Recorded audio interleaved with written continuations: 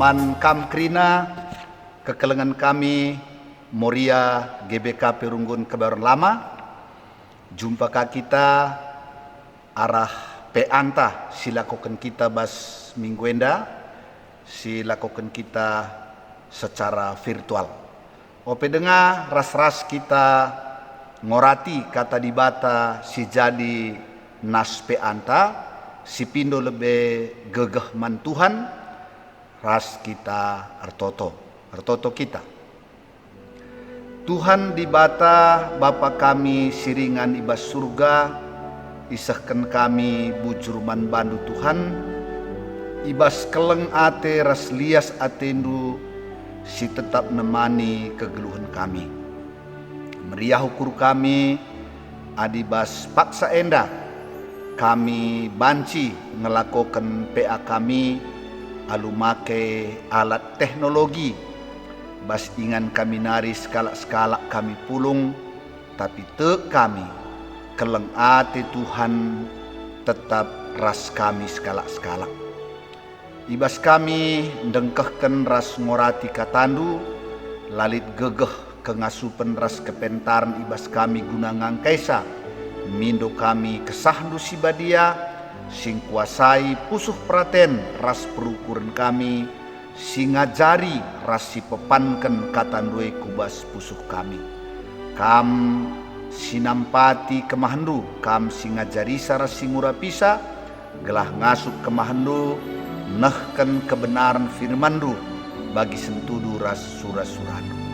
Ngerana dage kam Tuhan, man krina kami si ikut muat bagin ibas PA secara virtual enda, ibas gelar Tuhan Yesus, reh kami ertoto ras ngatakan bujur man bandu, haleluya, haleluya, amin.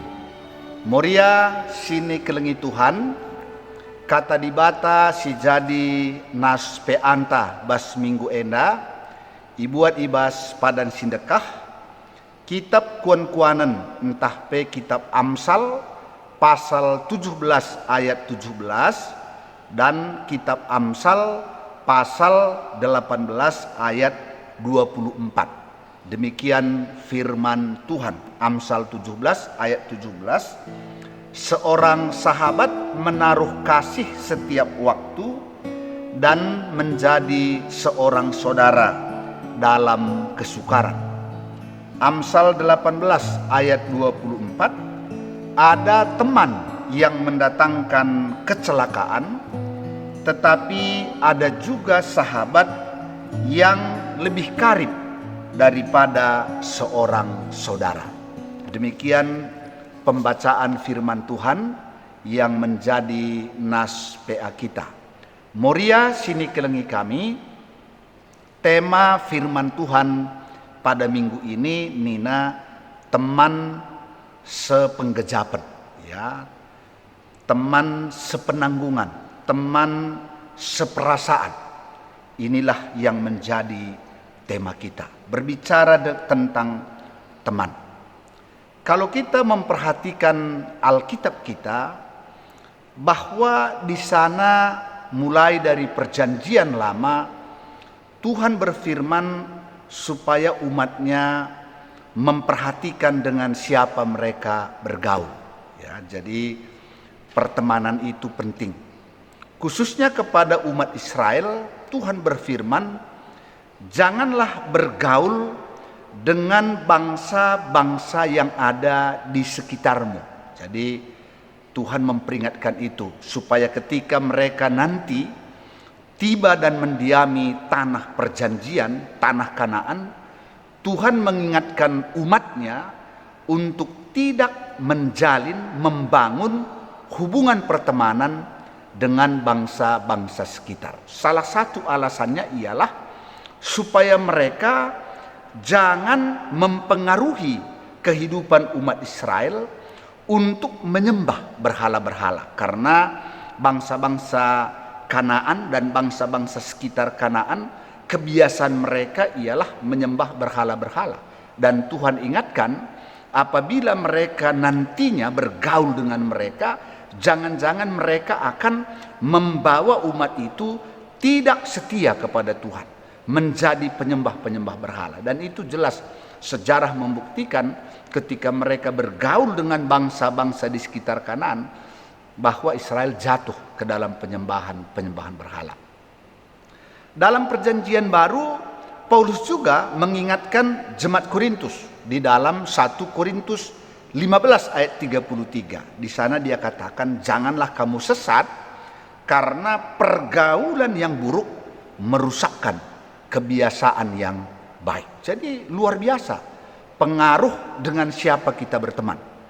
Hal-hal yang baik di dalam diri kita ternyata bisa berubah menjadi hal tidak baik ketika pergaulan kita tidak tepat, ketika siapa teman kita tidak tepat. Oleh karenanya firman Tuhan mengingatkan kita jangan sesat. Pergaulan yang buruk merusakkan kebiasaan yang baik. Memang jelas sebagai manusia yang adalah makhluk sosial, kita membutuhkan hubungan pertemanan di tengah-tengah kehidupan kita. Kita membutuhkan orang dekat dengan kita supaya kita bisa berbagi dengan orang itu. Mereka juga bisa berbagi dengan kita. Namun di sini bukan pertemanan itu yang dilarang, tapi kita perlu hati-hati dengan siapa kita berteman. Siapakah menjadi sahabat kita? Nah, oleh karenanya melalui nas PA kita pada minggu ini kita akan dipandu oleh firman Tuhan mengenai teman kita di dalam kehidupan kita. Tadi dikatakan seorang sahabat menaruh kasih setiap waktu dan menjadi seorang saudara dalam kesukaran. Dari nas ini dijelaskan bahwa hubungan pertemanan itu ialah kasih. Jadi kasihlah yang menjadi dasar hubungan pertemanan. Jadi bukan yang lain-lain. Kasih antara seorang dengan orang lain. Kasih dapat diartikan di sini sebagai hubungan yang saling membangun satu dengan yang lainnya. Kasih yang membangun ataupun memperkaya satu dengan yang lainnya. Jadi hubungan pertemanan itu hubungan yang membangun. Hubungan yang membuat dalam pertemanan itu semakin baik kehidupan kita. Karena itu dikatakan seorang teman atau sahabat itu menaruh kasih kepada kita setiap waktu, dan di sini menaruh kasih untuk membangun kita.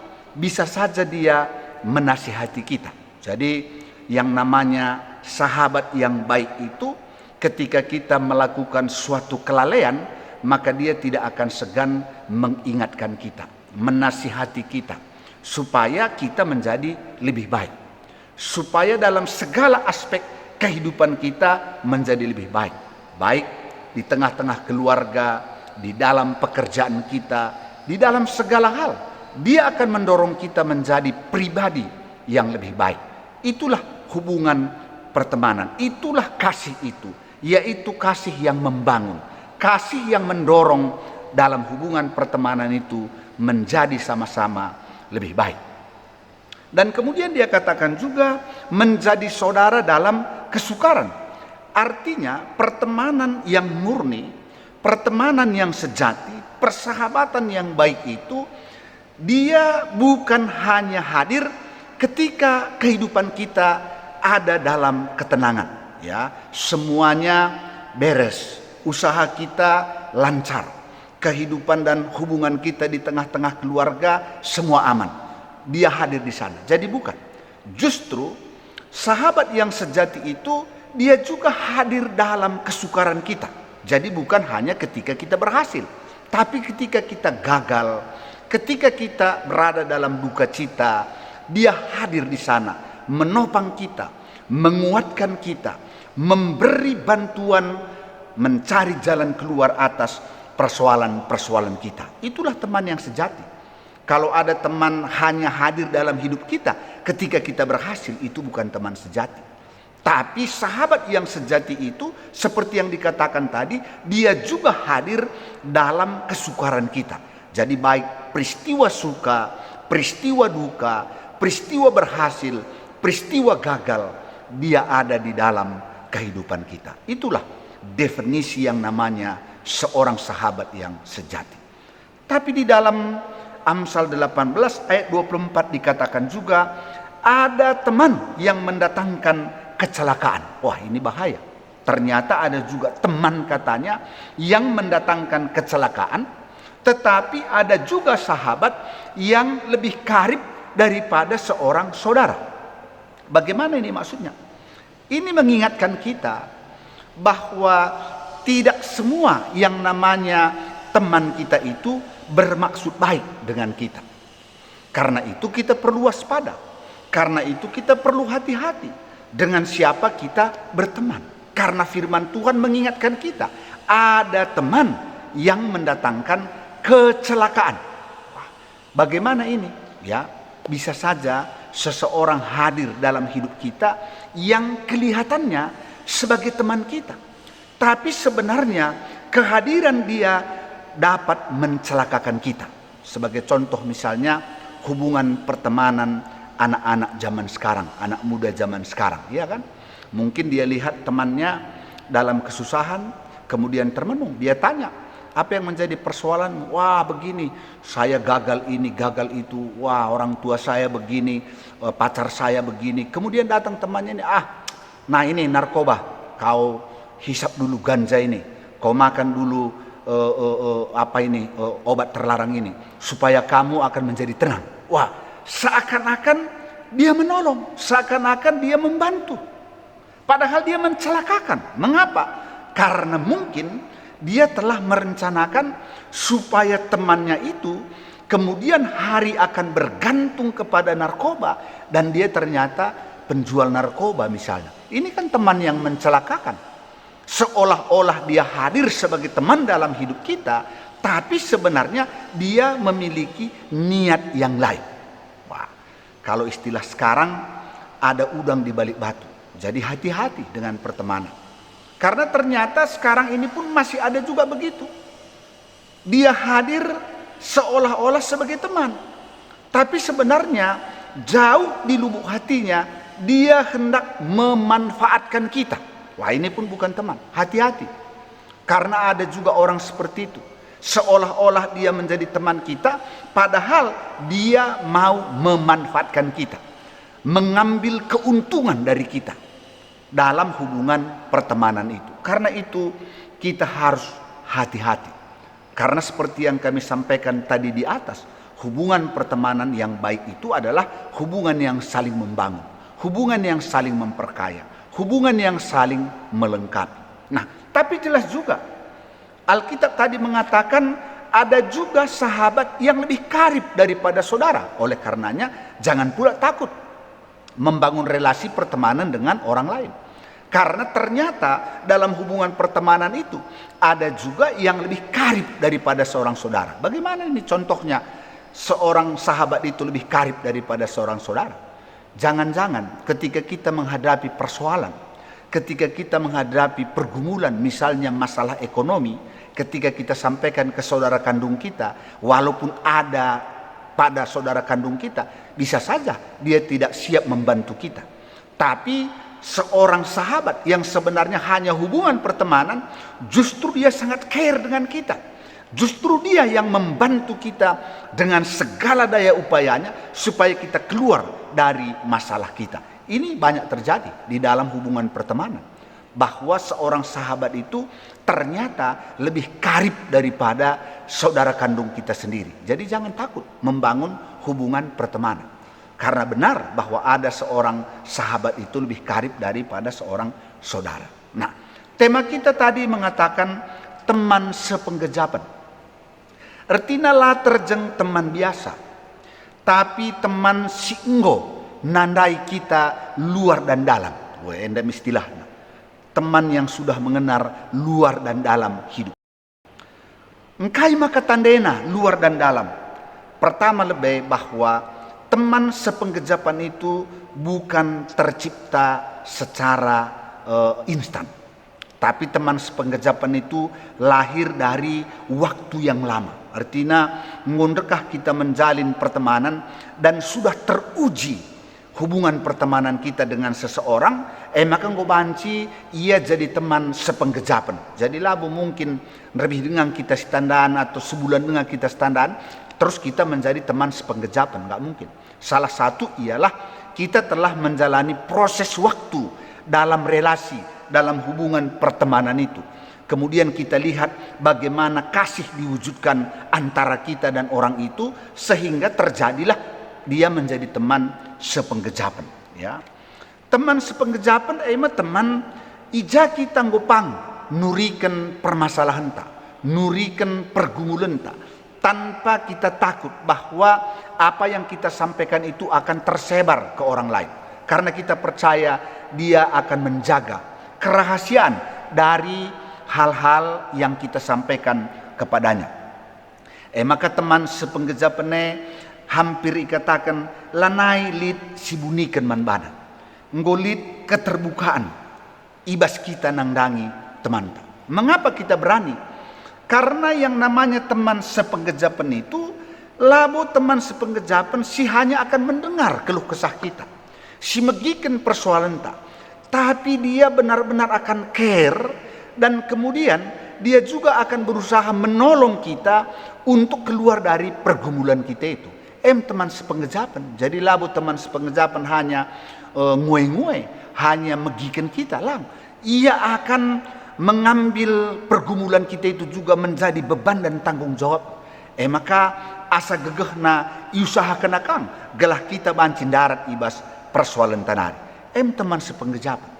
Berarti dia sudah merasa bahwa diri kita adalah bagian daripada hidupnya sendiri. Tentu teman sepenggejapan enda labun terem, labun bue.